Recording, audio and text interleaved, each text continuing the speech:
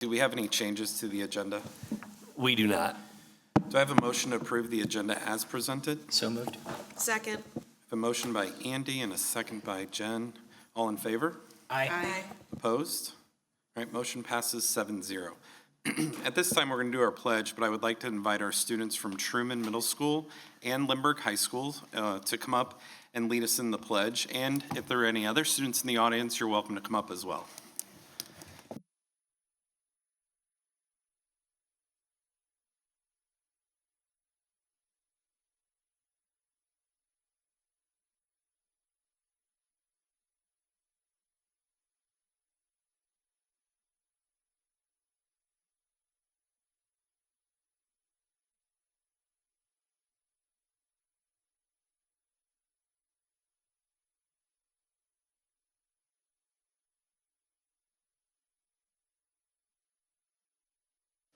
Thank you. Okay, we do have both Truman Middle School and Lindbergh High School here to present their recognitions and learning report. So we'll begin with Truman Middle School. Dr. Mike Stratman, come on up.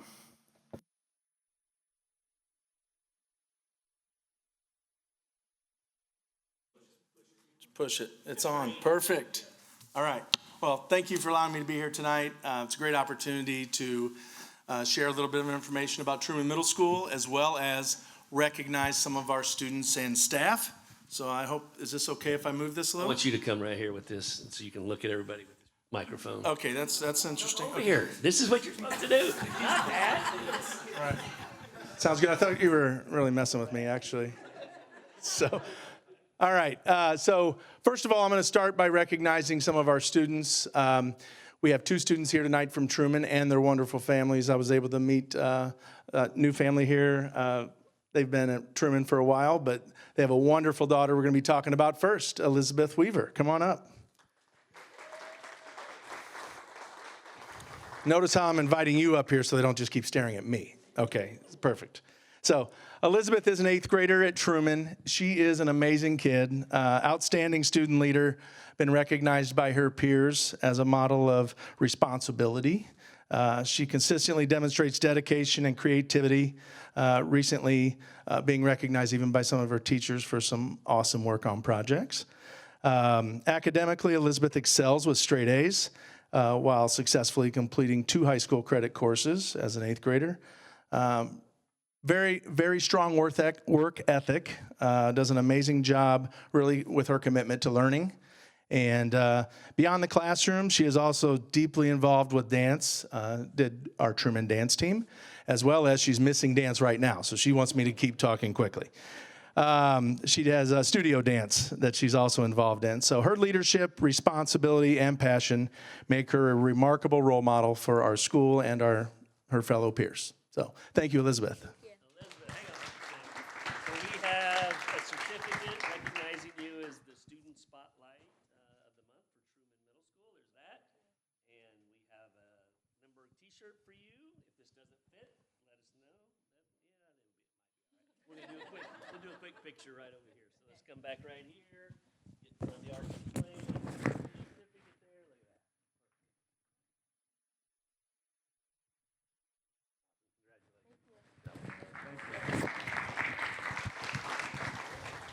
All right. Nico Nicastro.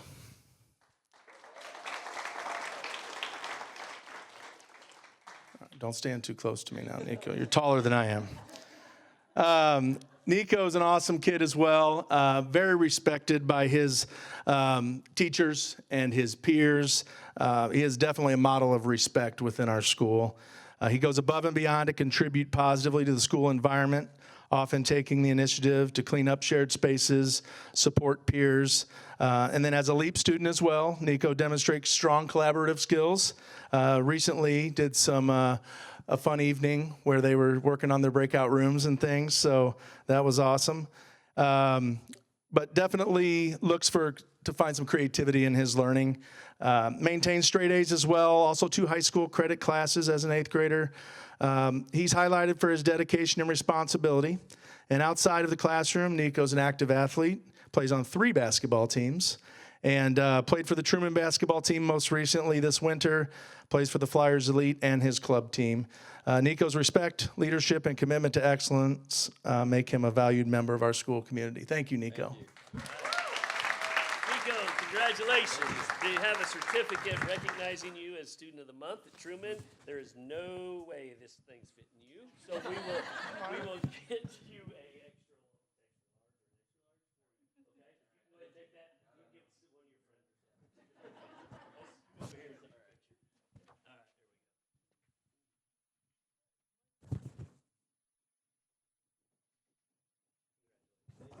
we go.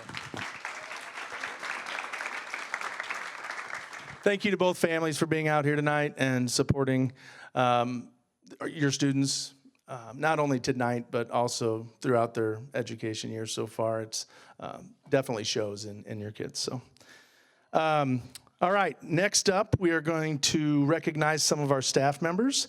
We're going to start with our support staff person of the year, Mallory Setzicorn, so come on up. Mallory hates doing this, okay? So just be aware, just smile for her, if you would. Mallory is our receptionist. She is the first face you see if you come to Truman, and she does an amazing job in her role. She's a warm and welcoming presence as receptionist. Her ability to make every student, staff member, and visitor feel valued is always noticed. It's a difficult time for me to walk through the front doors and get to my office in the morning after bus arrival because all of her friends are hanging out at the front desk, all of her students. So, but definitely builds strong relationships, keeps the school running smoothly, does a great job of maintaining safety within the front of the building and communicating. She approaches every situation I know of positively with professionalism and calm, with a problem-solving mindset. Her kindness, dedication, and impact to the school community make her an invaluable part of our family and highly deserving of Support Staff Person of the Year. Thank you, Mallory. Hey, Mallory, so we have a certificate recognizing you as the Support Staff Person of the Year at Truman Middle School, so that's for you. And then we don't try to guess your sizes, we let you pick. So we have a gift certificate for you for the online store for some spirit wear. There you go. Awesome. Congratulations. Thank you. So let's get a picture.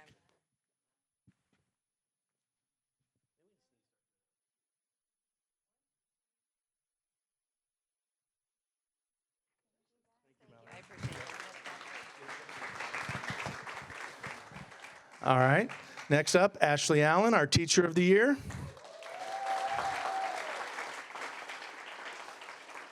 She really does like coming up here. Ashley Allen is our Teacher of the Year for this school year. She is a highly respected member of our team. Her colleagues love her. All of our administrative and counseling staff love her. She is recognized for strong relationships with students. It wasn't a surprise that she connected with some former students tonight here. She is engaging and creative with her instruction, definitely committed to student success. Also a leader within the school. She mentors new teachers, leads her PLC, and contributes to the broader school community through collaboration and coaching. Her positive impact on her students, staff, and the school culture makes her a truly deserving Teacher of the Year. Thank you, Ashley. Ashley, we have a certificate recognizing you as Teacher of the Year, and then I don't think I said the dollar amount, $30 to the online spirit wear store. There you go. Thank you.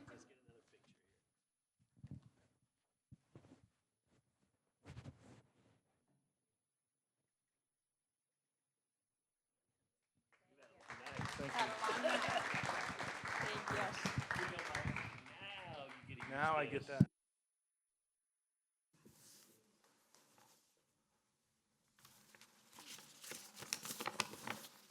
Do we want? Yeah. Yeah, you start. Perfect.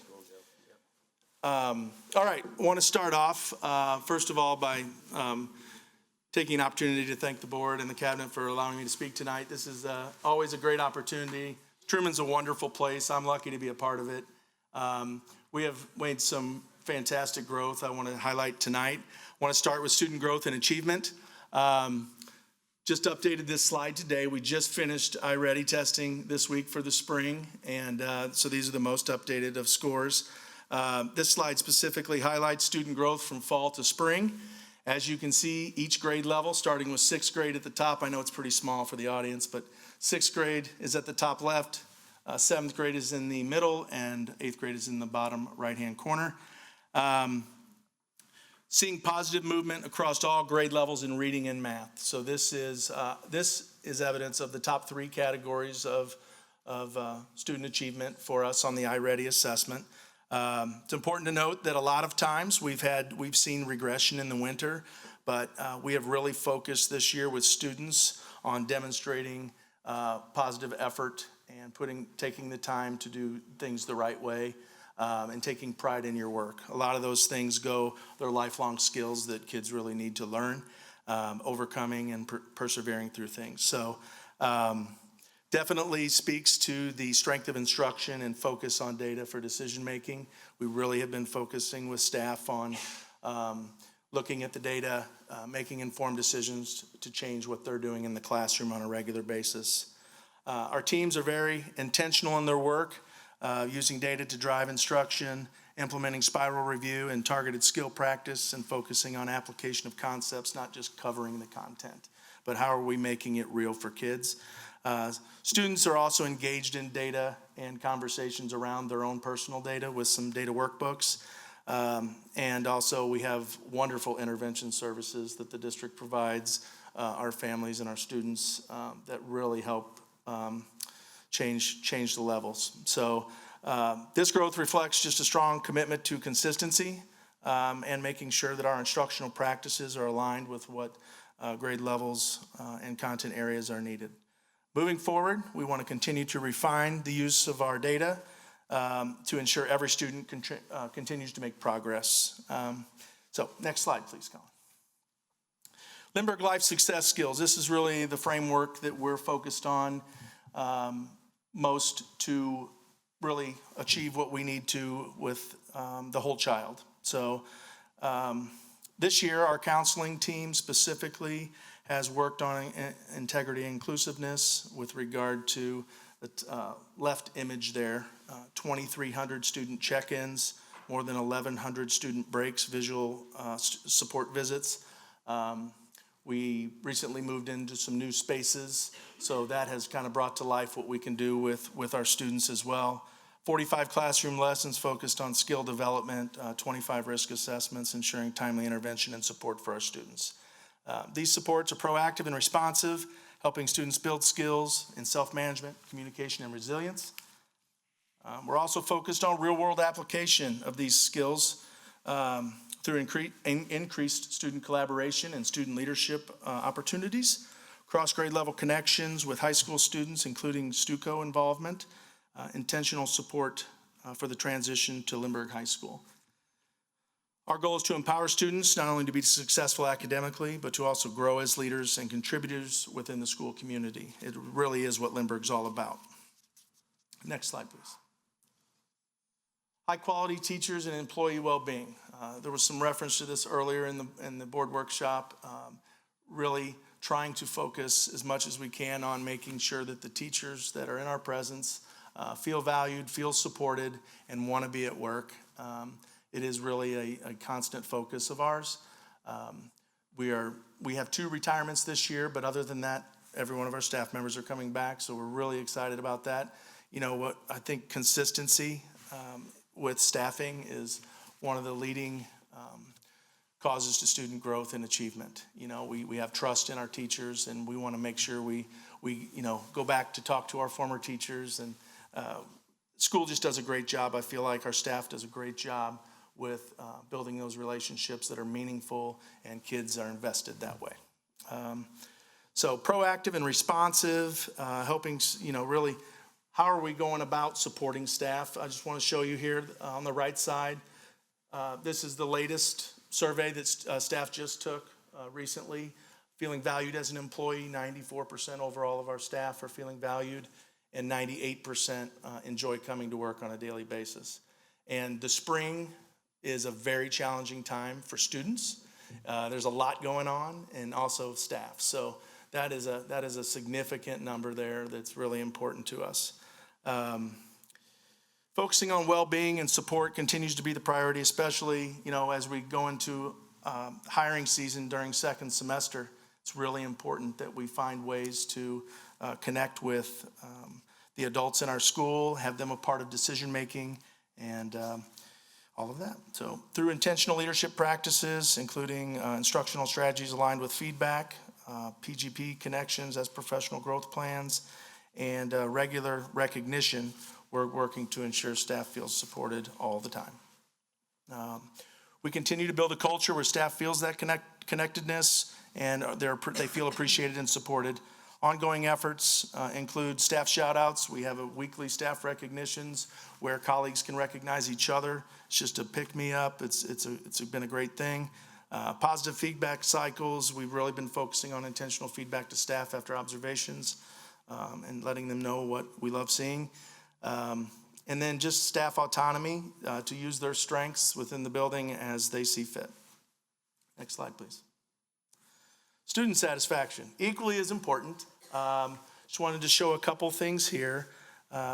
Very intentional about creating opportunities for student voice and leadership, and the data reflects that impact. A strong majority of students report that their voice feels valued and heard, and their involvement in leadership helps them feel more connected to the school. This is not happening by chance. It's very specifically structured this way.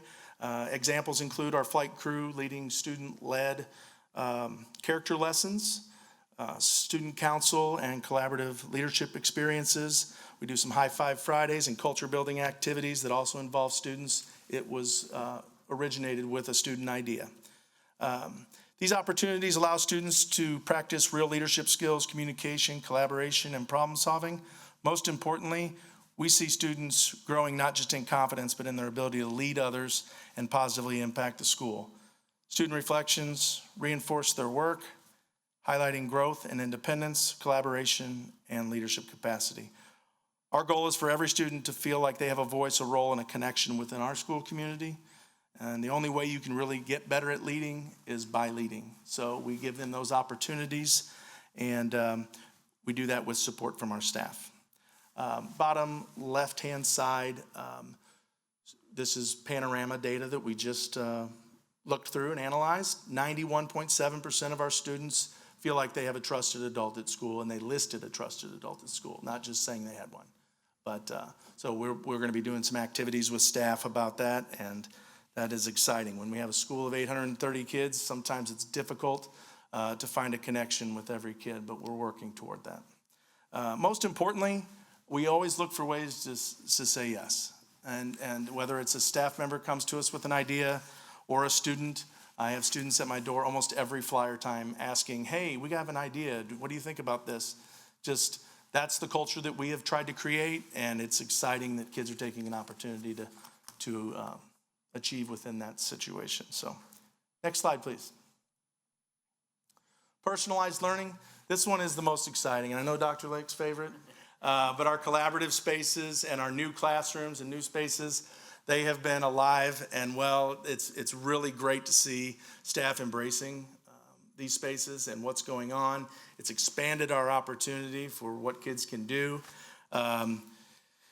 Rethinking really how we're doing things in classrooms. We're seeing a shift toward more personalized student-centered learning, including small group instruction and targeted support, collaborative learning experience, such as some of the recent book clubs and group discussions, station work and hands-on learning, particularly in science and ELA.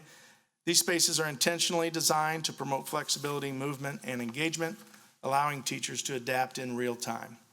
Students are not just sitting and receiving information, they're also actively engaging and collaborating with information and applying to their learning. We're already seeing an impact through experiences like our document-based questions, essays, and deeper book club discussions in ELA and social studies, sixth grade poetry and writing showcases, and overall, just our investment in these spaces is directly supporting higher engagement, stronger collaboration, and meaningful learning experiences for our students. So, no more slides, Colin. So, can I answer any questions for anyone? I have a question. Yeah. So traditionally, since I've been on the board, middle school math has been a, let's just say, area of growth. And your slides here are showing that the iReady scores on the math are really impressive. So do you think the result of something that you're proactively doing, or is it just the different diagnostic tool, or maybe a little bit of both? What are your I thoughts think on the that? instructional focus on some small group instruction, as well as more engaging kids collaborating and getting up and engaging in math problem solving, has been probably the most notable difference.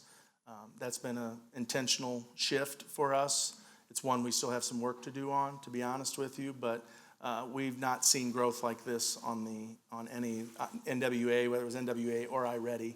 So, and for 83% in the top 3 categories to be our lowest is significant, because I think 85 was our highest in previous years. So we really want to shift from sit and get type math instruction to getting up in collaboration with it on whiteboards that are attached to walls, and there's just a lot going on with in classrooms. And like I said, we have more work to do with it, but I think that is contributing to the shift.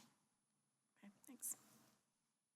I don't have a question, but just wanted to congratulate Truman and the students for, I was at the Green Schools Quest Award ceremony on Tuesday, and Truman was the middle school winner for the best overall project for their small rain garden that the students have been doing. So that was really exciting. So I just wanted to say congratulations. Yes. And that honestly started with a teacher idea, but student investment in a process. And Ms. Erhan has done a great job with that over the last 2 years. And it is exciting to see the energy that kids come and present to us. And they have some really awesome ideas, to be honest. And they have a lot more of them that I'm trying to put on pause. Hasn't been a no, but we've had to put a few things on pause. Yes to everything. Only when you talk. Okay. All right. Thanks. Yep. All right, thank you, Dr. Stratman. I'd like to, yes, applaud for him, yes.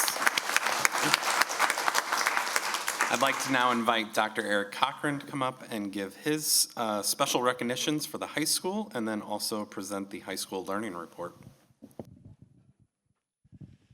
All right, thank you. I'm usually very nervous when I have to follow another principal, but somehow not usually when I have to follow Dr. Stratman. Okay, first off, I want to take a moment and recognize neither one of my staff recognizees, whatever.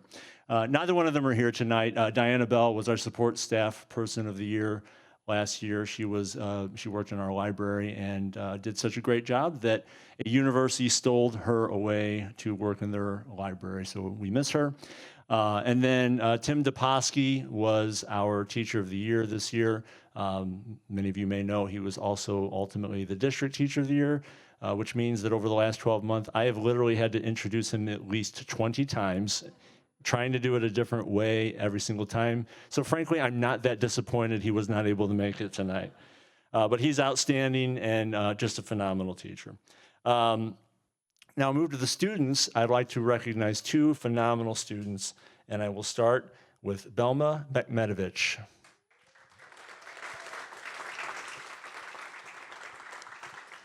A few things about Belma. Belma has a GPA of 4.429. She is she's a participant in our CAPS Health Sciences program here at the high school.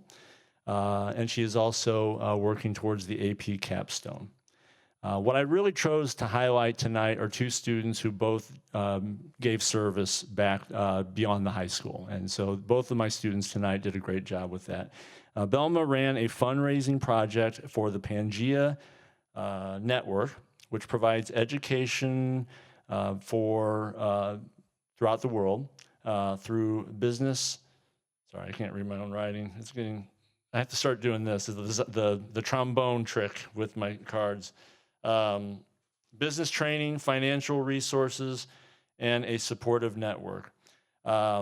She organized 2 projects, 2 separate projects. One was a Smiling Sunshine Stitches project where she handmade stuffed animals for students, and then ran a fundraiser at the high school. She ran a stuffed animal drive at the high school, and I saw the many bags of stuffed animals that she was able to collect. because some of them had to be stored sometimes in my own office. She is someone who is she just, you can tell she kind of is a quiet leader in our building. She flies below the radar, but that's one of the reasons why I wanted to recognize her, because people need to know of the many amazing things that she is doing at Lindbergh High School. So she plans to attend SLU to study medical sciences. So she obviously is taking what she learned at CAPS and wanting to carry that forward for her. So Belma Mekmetovich, congratulations.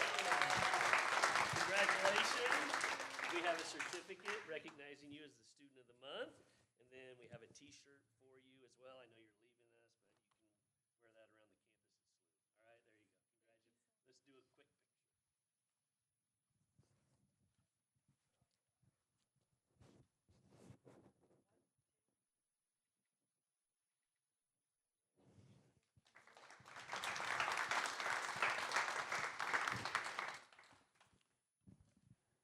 Next up, Nicola Opari.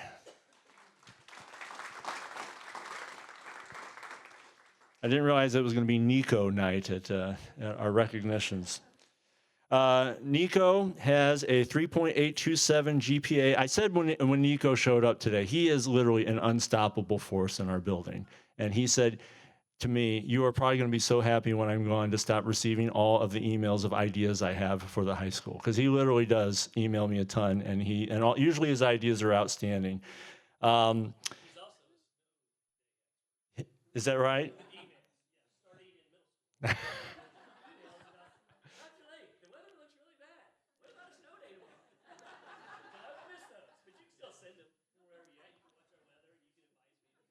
Well, I got to say, how many of my students think I make that decision? I'm happy that Nico knew who to go to the right person.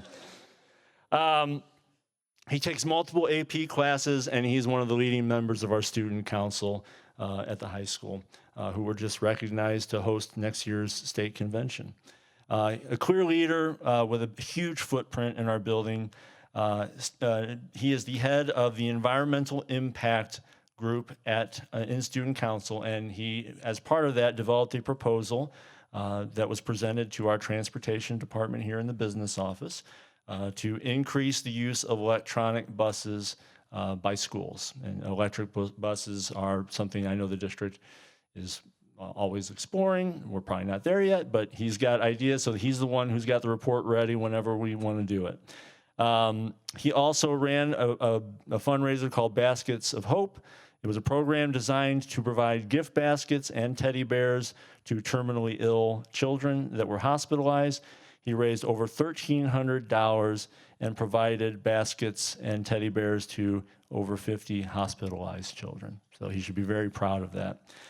He plans to attend, he has not decided, but he plans to attend either SLU or Mizzou, where he wants to study accounting with a minor in econ and political science, and I'm sure he will be contacting the president of that university asking him when there's going to be a snow day.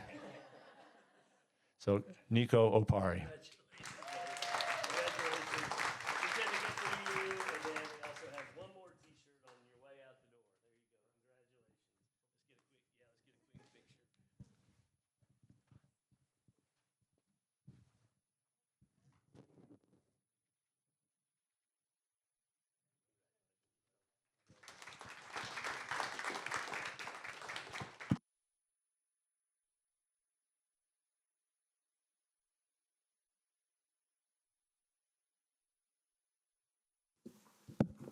All right, I just promised Tara I would go fast.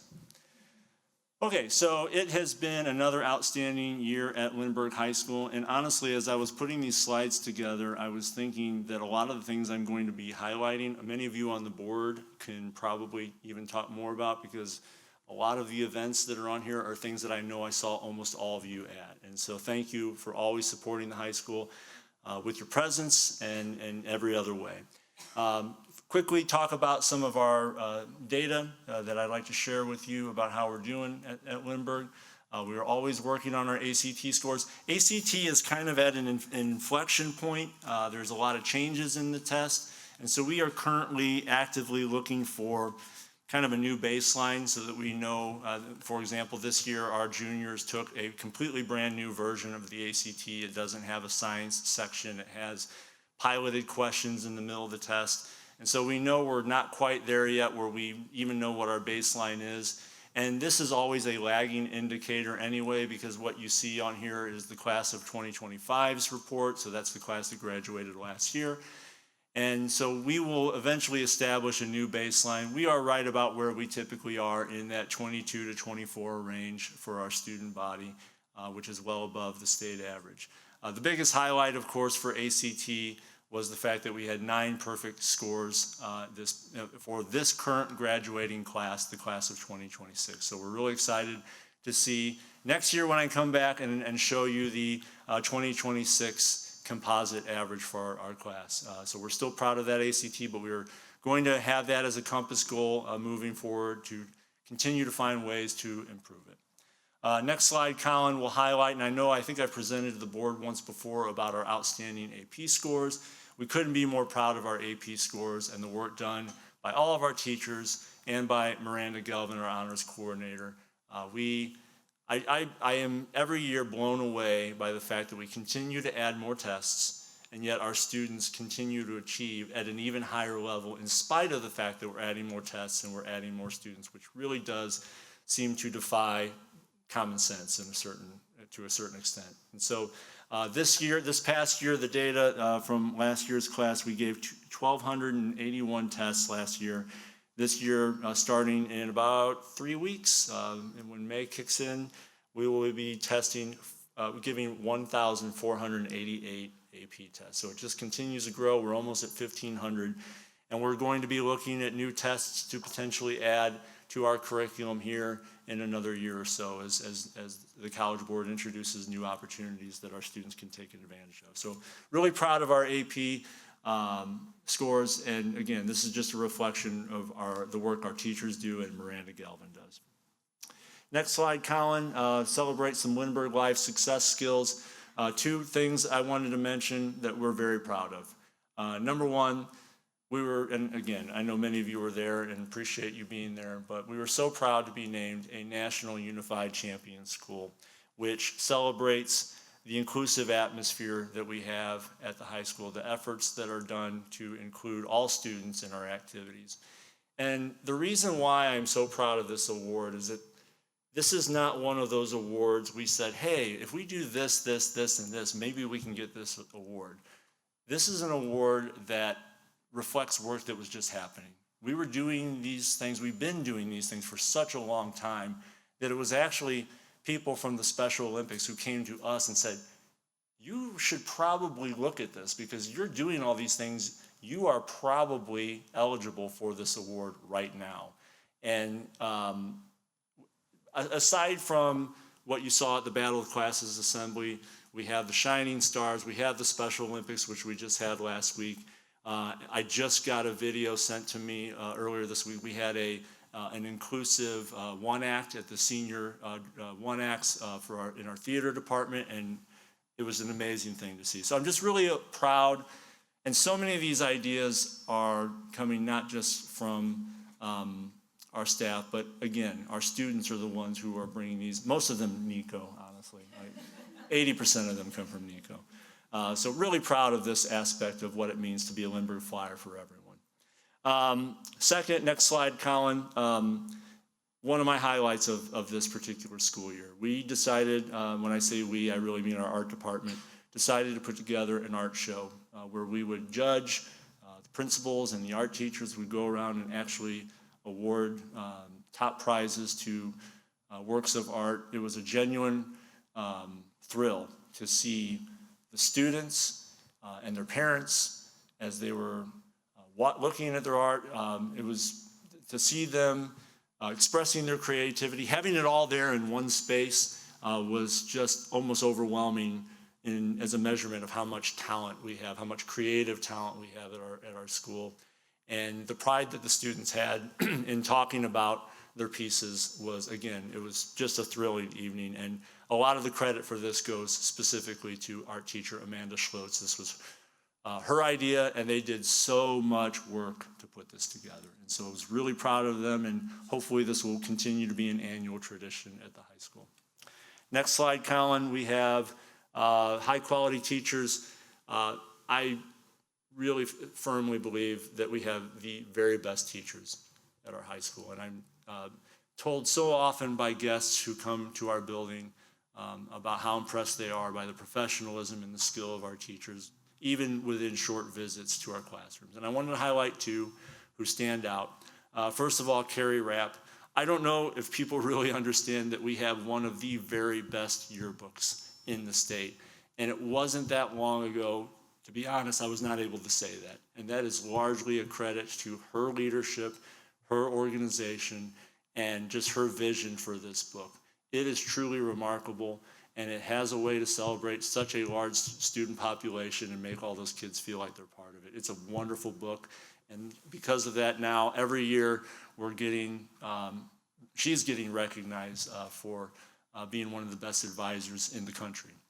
Next, I'd like to recognize our current Teacher of the Year, Rebecca Gordon-Jones.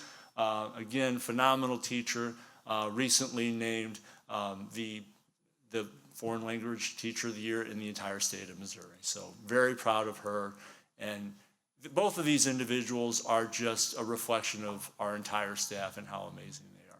Colin, next slide. Student satisfaction. We did our annual student satisfaction survey, and so I'll just share a few highlights with you. Clubs and activities. I made the mistake when I read the student satisfaction surveys is I started by reading what are your suggestions for how to get better, and then I said, oh man, they're so unhappy because I read all the things they told me could be better at the high school, and then I read the stats and I realized all of our numbers are actually up. Student satisfaction at the high school is actually higher than it has been in any of the other surveys we've done. Clubs and activities. Sean Irwin has done an amazing job promoting activities at the high school, and the students are responding. They highlighted many times within our survey how amazing they think it is that it's so easy to start a club at the high school to get involved. The next slide shows you Power Lunch. Now, Power Lunch is interesting. Power Lunch is, as it always has been, the #1 cited favorite thing at Lindbergh High School. But our students are starting to get a little more discerning and picking at little things about Power Lunch because, #1, our students who are there currently have never known Lindbergh without Power Lunch. And so they just now think that they just call it lunch. That's just what it is. And they are now saying, this could be better and this could be better, which is great because we can always make it better.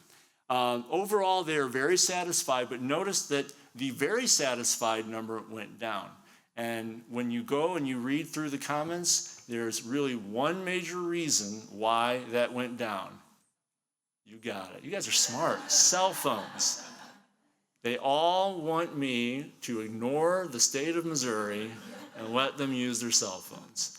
But I will tell you, this year, there has been a noticeable increase in volume at our school at lunchtime, and it's good volume. These are kids who are talking to each other, walking around. Just watching kids, it's the weirdest thing. I mean, I really feel like the Nature Channel should come and actually do a show of Power Lunch. Watching the kids as they behave, and we have so many that just do laps, and they walk and they talk the entire lunch after they eat, and probably get more steps in than I do in a given day. So they're still very satisfied. It's still a highlight of their day, but they are getting pretty good at suggesting ways to make it better. Next slide real quick, school spirit. This is something that we really wanted to work on this year because it was in our culture survey last year, it was identified as something like, our school spirit isn't what it could be. And a lot of the work done on school spirit, again, goes to people like Nico and student council who really, I think, lifted, and to Sean Irwin, who really made an emphasis on trying to celebrate more, trying to get the word out about the many amazing things going on in our school, not just our athletic achievements, but all of our activity achievements. And the kids noticed that, and we saw a significant rise in satisfaction with school spirit. Next slide, overall satisfaction, again, we started at a pretty high place, 81.1%, and now we're up to 83.7%. So we're really thrilled to offer such a quality experience for our kids. Okay, moving on. I know Tara's timing me. She's am I doing? Okay. Personalized learning. Let me go quick. Want to highlight just a couple things. First of all, amped vending. This is probably the area that has seen the most significant change at the high school in the last 5 years, is our shift to real world learning. Two highlights of that: amped, where we are now producing t-shirts. I actually talked to the teacher this morning. She gave me an updated number. It's actually over 700 new apparel items, and many of them are being worn around our school, which makes the students who are doing this class and learning math along the way very proud. And then second, we had a nationally recognized team who are running our vending machine and are actually adding a new vending machine next year. They received a DECA national award for their work and all that they've learned by running that program. Next slide. Again, I want to just highlight one thing as we anticipate next year. We have, this year, we had 17 student interns. Next year, we have 50. So Julie Durham has been added to the district staff and has really made her mark across the district. Not only are we adding apprenticeships, but we are adding 50 additional internships next year, which is going to be great for students to get that real world experience. Okay, and CNA. I'm contractually obligated to mention CNA because it truly is one of the highlights of our year. And everything, it is my happy place. I go there whenever I feel like I need a pick-me-up, and I just watch those students work with Nurse Kelly. And then last slide, I promise. Nope, keep going. Those are just pictures. Okay, last slide. I always end with this slide because it, to me, really highlights how much has shifted. These are the new programs that we did this year. These are the new programs we're adding next year. Looking forward to geometry and construction, freshman foundations, trying to provide some executive functioning support to some of our freshman students. We're adding a real estate class, some more real world learning opportunities for the high school. So with that, I will stop. What questions do you have? I will just note that I think you only asked Dr. Stratman one. I'm kidding. Ask as many as you want.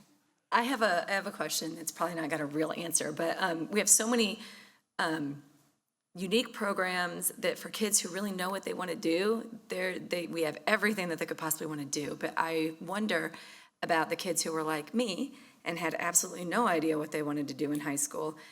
Do they find what they want to do anyway? And how do you help those kids figure out what to do when they don't have a specific path that they want to go down? So that's a great question. And I think that's really where it is important that we still have that strong liberal arts, general curriculum for students to continue to explore and to find their passion, hopefully in high school. And if they don't find it in high school, hopefully they'll find it after high school, because that's going to work out for a lot of our students. But I really think that the high school perfected would be, we have those strong traditional classes, a strong honors program for the students who want to go ahead, and then these experiences for the students who already know, I'm really interested in doing something like this, or I'm interested in getting out of a regular classroom and getting my hands involved in something. And so I think what you're talking about really is what some of our traditional classes are designed to hopefully help point the way for students. And then our counselors, of course, do a phenomenal job of supporting that as well. Anything else? All right. Great. Thank you. Thank you. Our student representative, Stella Pellerito, cannot be here this evening, so her report is available on board docs for you to review. And at this time, we love seeing all your faces out there, but we know that you're probably only here for the recognition. So if you want to leave, we're going to take a very short break. Now's your time to exit. Thank you for joining us this evening if you leave.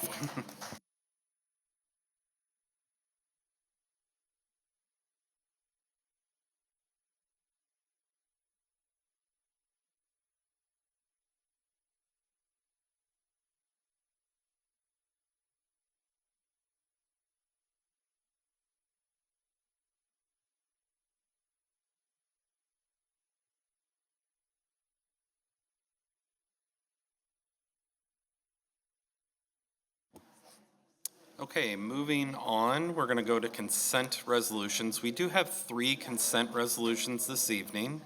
Administrative Professionals Day, National Teacher Day, and School Nurse Day.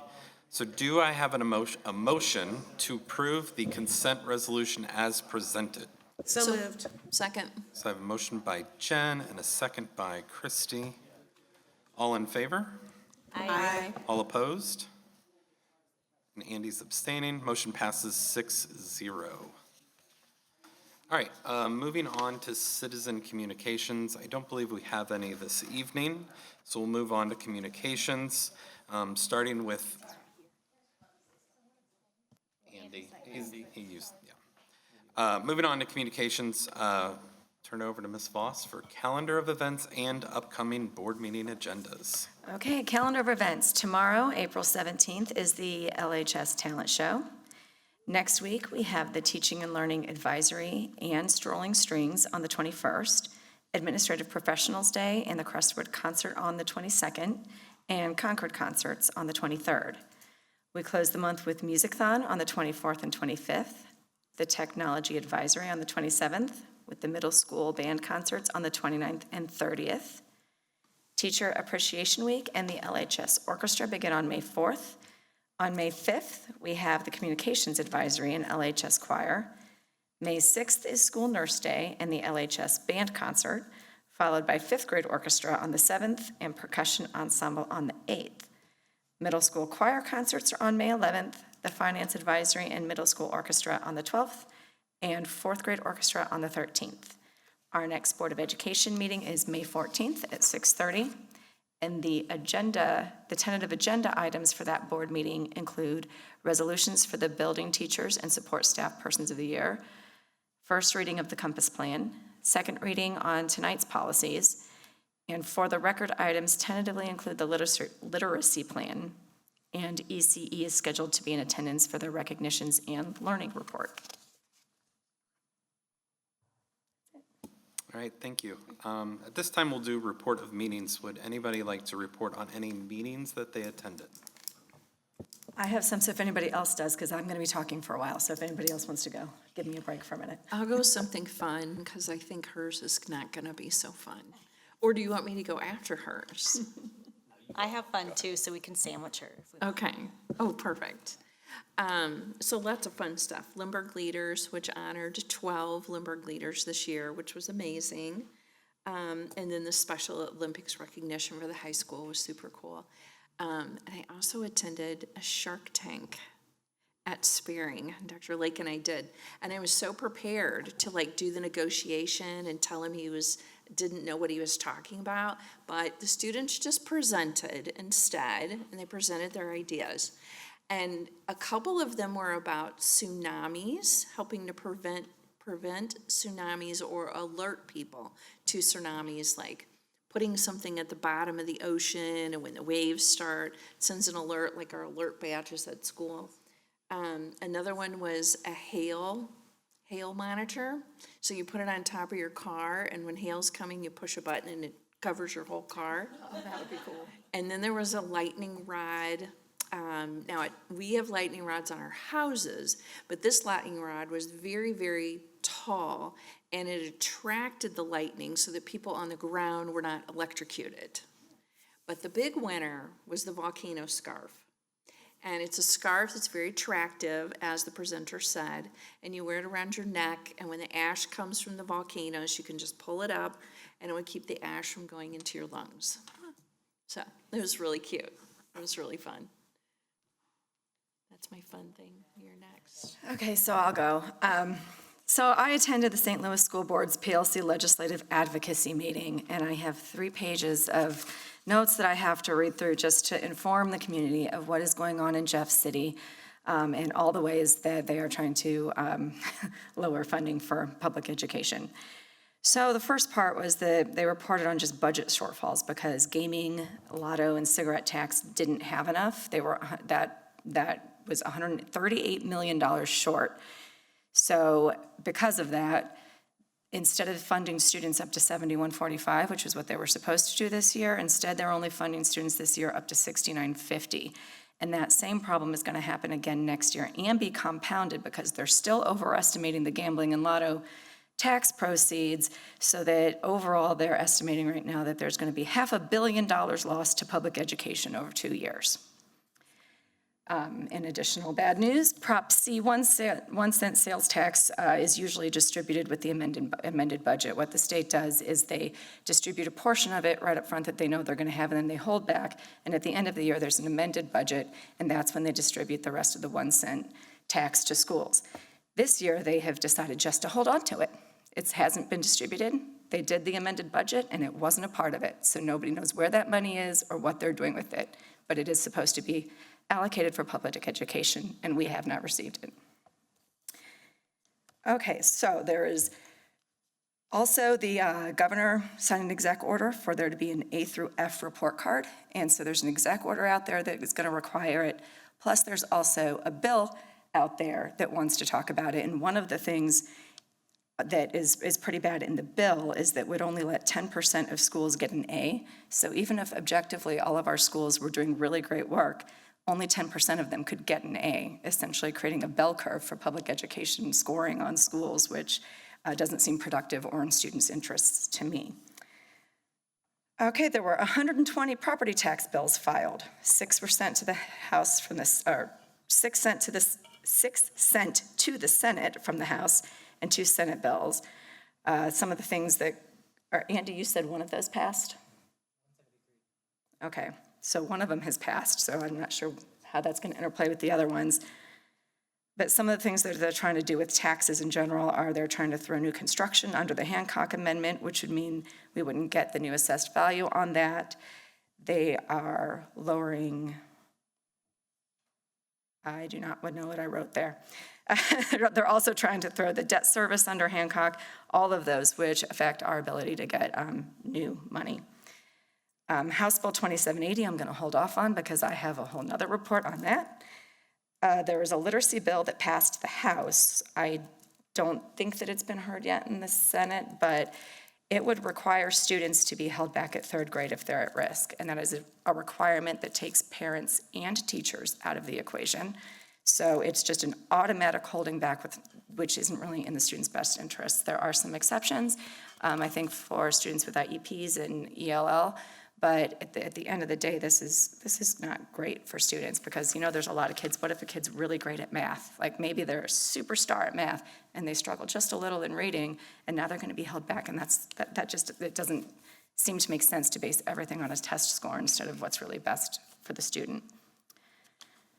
And one of the main concerns with that is that, we had a talk on our literacy plans and everything that was going on in the workshop today, and everything from that Senate bill from 2 years ago, that's still just being played out. That's still, people are still getting the letters training. All of that is being implemented at this time when they're trying to bring new bills in to measure what is going on with student literacy, and they just need to slow their roll for a minute and let that bill go into effect and let the teachers do their job and let the letters training come out so that we can do what's best for students instead of holding somebody to an arbitrary test score.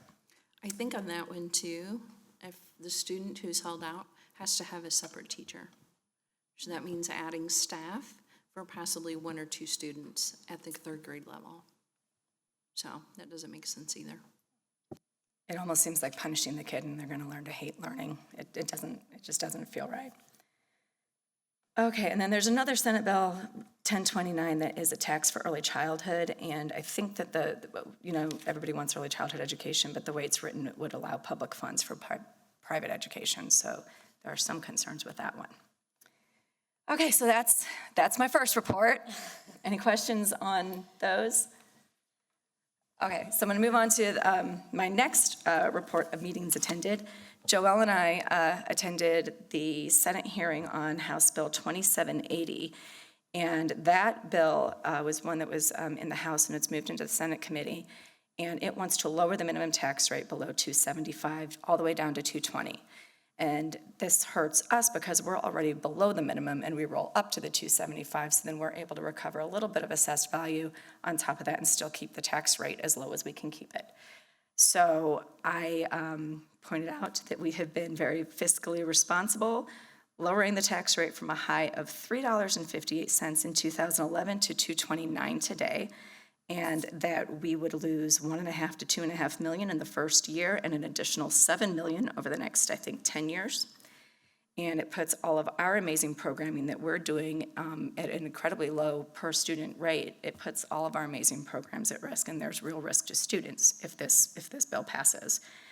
We are very efficient, very fiscally responsible, spend only $11,800 per student, and that's almost $2,000 less than the average state or school spends at the state. And so it feels like we're being punished for being fiscally responsible and doing the right thing and rolling our tax rates down when the values increased.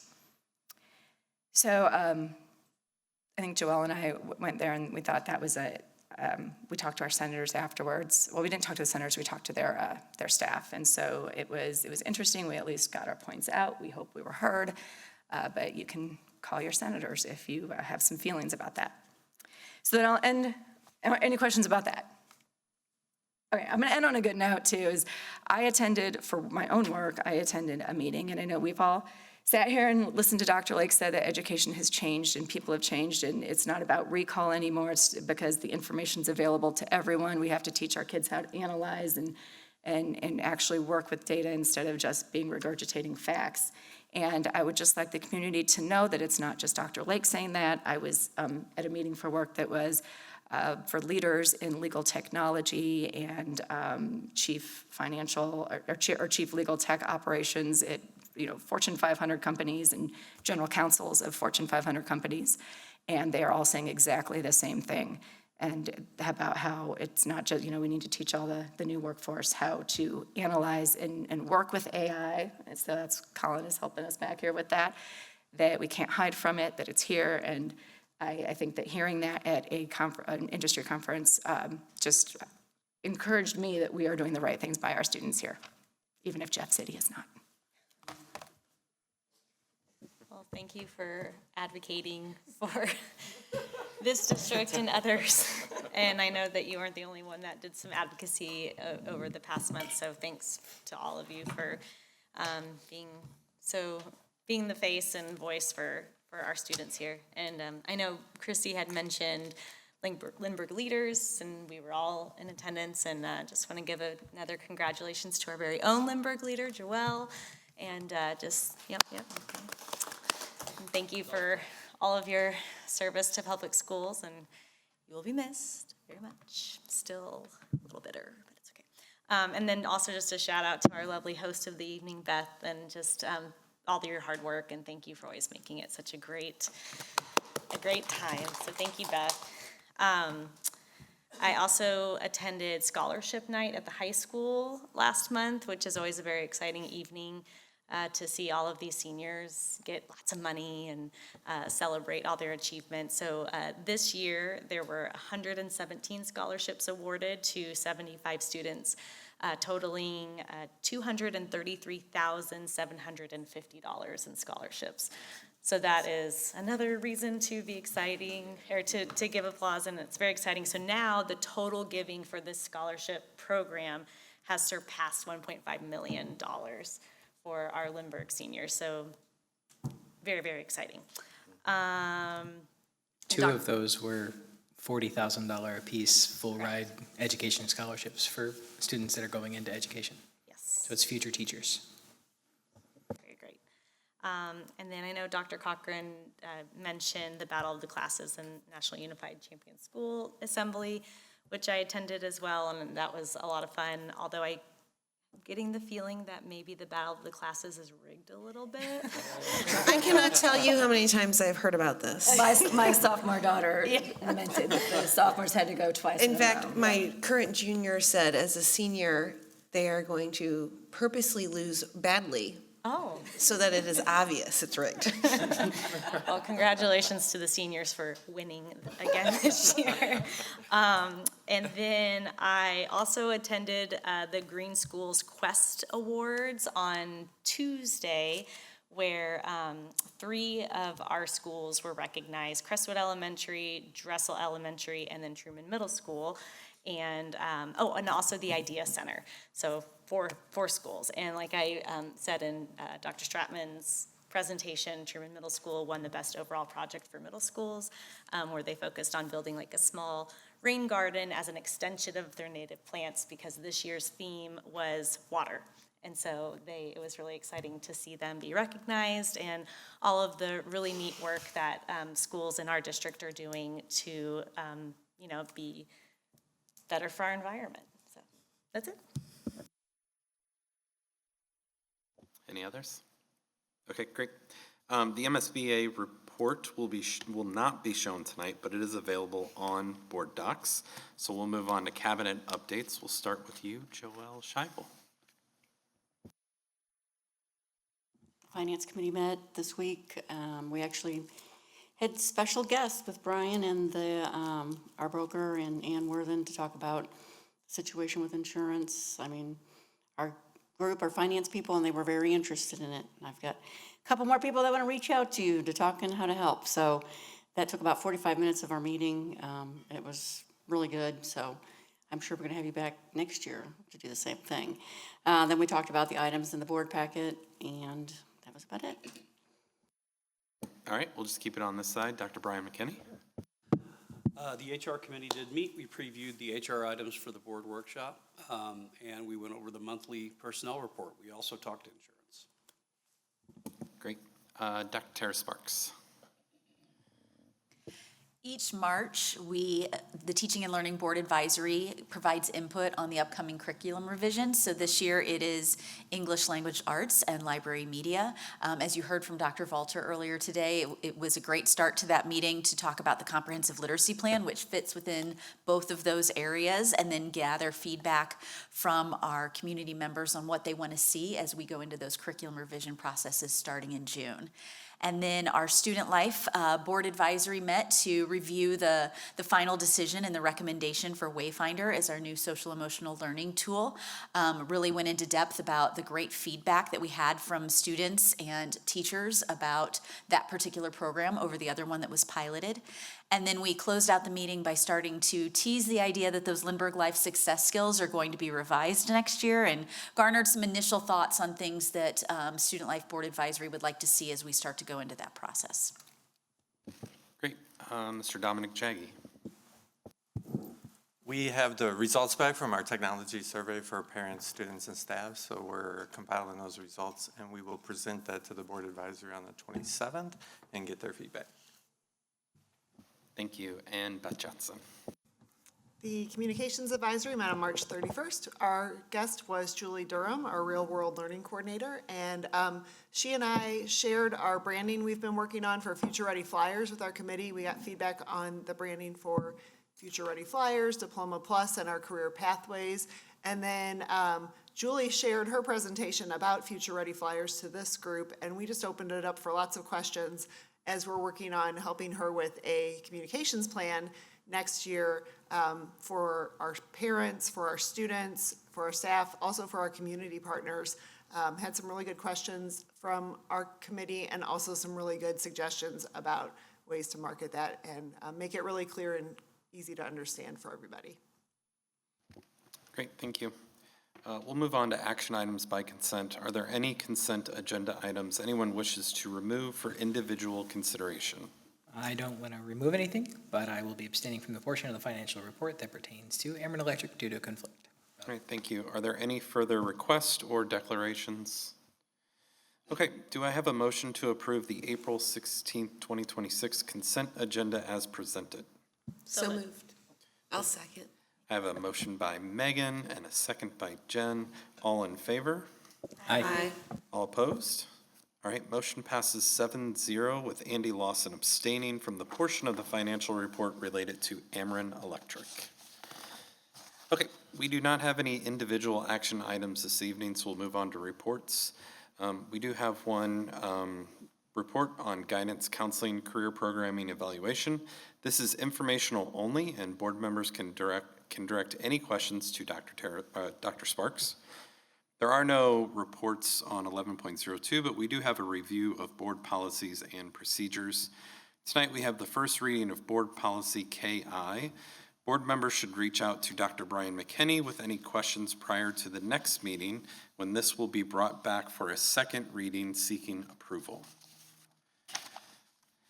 Under 12.01, we do have a resolution of appreciation honoring the candidates for the Board of Education. I will read the resolution, but first, do I have a motion to approve the resolution of appreciation honoring the candidates for the Board of Education? So moved. Second. All right, I have a motion by Julia and a second by Megan. Here's the resolution. Whereas the Lindbergh Schools Board of Education is made up of 7 members who serve staggered terms of 3 years each, and whereas district residents Matt Alonzo, Richard Breeding, Christy Watts, and Andrew Lawson filed for 3 3-year terms of office, and whereas their willingness to serve on the school board is an expression of the highest interest in the educational welfare of Lindbergh's youth. Now therefore be it resolved that the Board of Education commends Matt Alonzo, Richard Breeding, Christy Watts, and Andrew Lawson for their continued interest and support in the Lindbergh schools and the education of all students, and for their willingness to voluntarily serve the people of the Lindbergh community. We had a motion by Julia and a second by Megan. Was that right? Okay. Any questions or discussion? Great. All in favor? Aye. All opposed? All right, motion passes 7-0. Moving on to 13.0, receive election returns and declare results. It was duly noted that in the manner of providing for the annual school board election held on Tuesday, April 7th, 2026, notice of said election was given in accordance with the laws in the state of Missouri. The following results were obtained from the St. Louis County Election Board website. Election results for the Board of Education directors. Matt Alonzo received 3,891 votes, or 29.08% of the votes. Richard Breeding received 1,642 votes, which was 12.27% of the votes. Christy Watts received 4,035 votes, which is 30.16% of the votes, and Andrew Lawson received 3,812 votes, which is 28.49%. Do I have a motion to declare Matt Alonzo, Christy Watts, and Andrew Lawson as the elected directors of the Lindbergh Schools Board of Education for 3 years as indicated? So moved. All right, I have a motion by Jen and a second by Julia. Any questions or discussion? All right, all in favor? Aye. All opposed? All right, motion passes 7-0. So because of this, we do need to take an oath of office. So I would like to ask our newly elected board members, Christy Watts, Andrew Lawson, and myself, Matt Alonzo, to join Madam Secretary Julia Voss in front of the dais for the oath of office.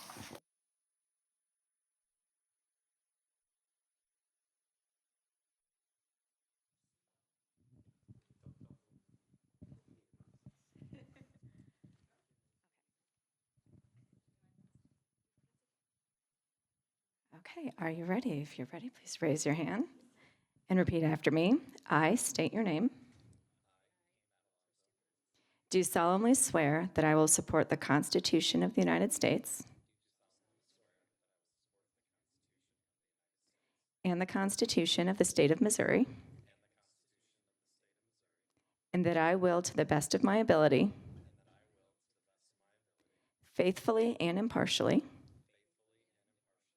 discharge the duties of a member of the Lindbergh Schools Board of Education.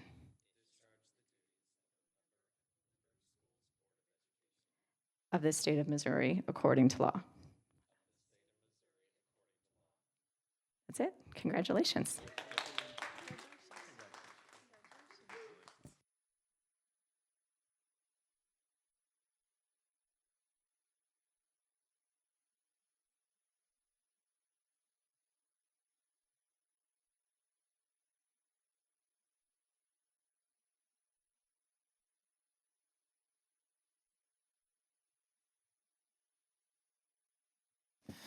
Okay, I will now turn the meeting over to Dr. Lake to organize the reorganization of the board.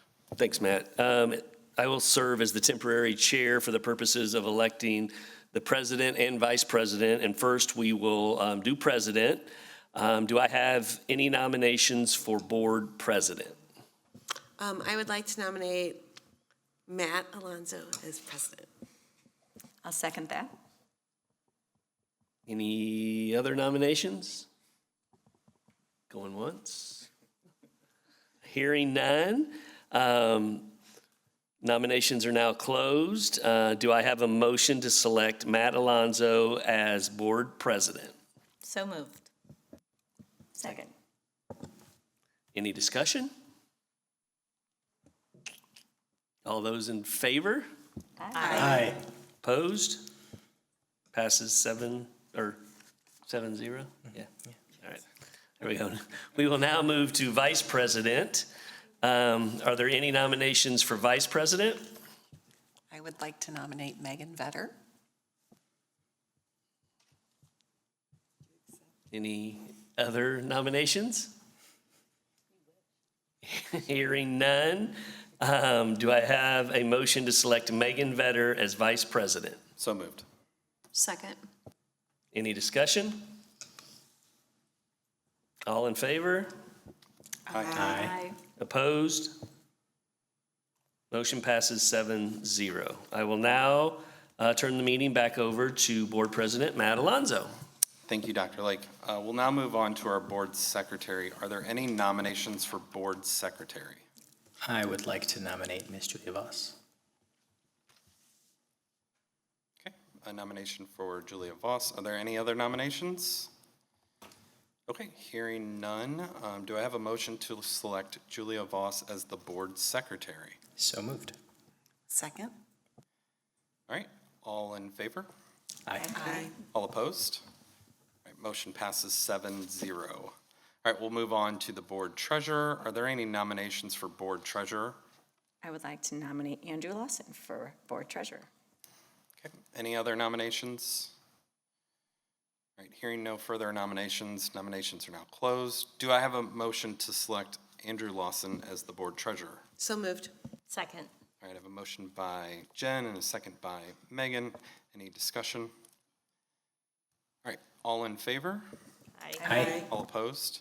All right, motion passes 7-0. Also, each year, the Lindbergh Board of Education, or the Lindbergh Board appoints an MSBA delegate and alternate. Do I have a motion to appoint Julia Voss to serve as the MSBA delegate and Rachel Broth-Keeler to serve as the alternate? So moved. Second. I have a motion by Jen and a second by Andrew. Any discussion? All right, all in favor? Aye. All opposed? All right, motion passes 7-0. All right, return to closed session. We have already conducted all of our closed session business, therefore is no need to return. So we will move to 7.0 adjournment. Do I have a motion to adjourn board meeting 1634? So moved. Second. I have a motion by Andrew and a second by Julia. All in favor? Aye. All opposed? All right, motion passes 7-0. Board meeting 1634 is adjourned.